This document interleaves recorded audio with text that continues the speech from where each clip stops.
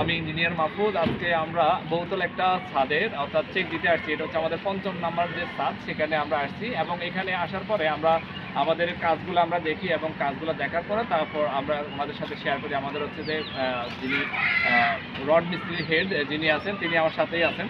তো উনি অলরেডি আসেন। উনি তো তাফিদ ভাই। ওনার আপনার জেলা কোথায়? বান্দরবান। উনি আমার সাথে আছে। উনি কিন্তু এই কাজগুলোর মূল দায়িত্বে উনি পালন করতেছে। তো আলহামদুলিল্লাহ আমরা অনেকগুলো দেখছি। তো আপনাদের সাথে কিছু বিষয় শেয়ার করতেছি যেগুলো আপনারা অন্যান্য দেশ বিদেশ থেকে অনেকে ফলো করেন। তো এই বিষয়গুলো আপনাদের দেখানোর উদ্দেশ্য হচ্ছে আপনারা যেন এই সাইটগুলো যেন অবশ্যই থাকে, তার জন্যই মূলত দেখানো। অনেকেই দেন এবং অনেকে দেন না, অনেকে জানেন অনেকে জানেন না। আমরা প্রথম আজকে যে বিষয় নিয়ে কথা বলবো সেটা হচ্ছে যে বিমের যে হুকটা অর্থাৎ 135 ডিগ্রি অ্যাঙ্গেলে যে হুকটা, সেটা নিয়ে আমরা আজকে কথা বলবো।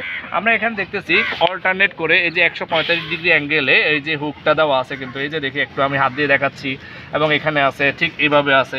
এই যে অল্টারনেট করে এই হুকটা অবশ্যই দিবেন।